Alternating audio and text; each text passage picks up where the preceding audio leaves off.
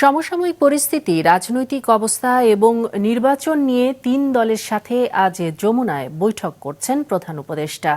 প্রথম বৈঠকে জুলাই সনদের পূর্ণাঙ্গ বাস্তবায়ন ও তার ভিত্তিতে নির্বাচন চেয়েছে জামায়াতে ইসলামী।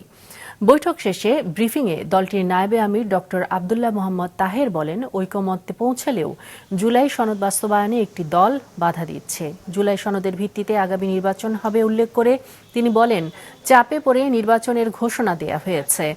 দেশ নীল নকশা নির্বাচনের দিকে যাচ্ছে কিনা তা নিয়ে জনমনে প্রশ্ন তৈরি হয়েছে। জুলাই সনদ বাস্তবায়নের জন্য প্রয়োজনে গণভোটের প্রস্তুতি নেওয়ার আহ্বান জানান তিনি। এখন এনসিপি নেতাদের সঙ্গে বৈঠক করছেন প্রধান উপদেষ্টা। 7:30টায় বিএনপির সাথে হবে। আমরা চার্টারের পূর্ণ বাস্তবায়ন চাই এবং এই চার্টারের ভিত্তিতে আগামী নির্বাচন হইতে হবে।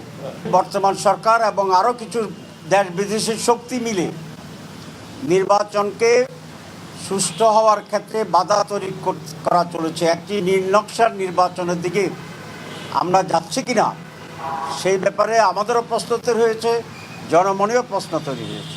কারণ হিসেবে আমরা বলেছি যে এই সরকার লন্ডনে গিয়ে নির্বাচনের তারিখ ঘোষণা একটি দলের সাথে বৈঠক করে এটা নজিরবিহীন ঘটনা এবং এতে করে তার নিরপেক্ষতা ক্ষুণ্ণ হয়েছে এবং একটি দলকে বেনিফিট দেওয়া হয়েছে মানুষের পারসেপশনের ক্ষেত্রে যে এই দলটি আগামী নির্বাচনে ভালো করবে।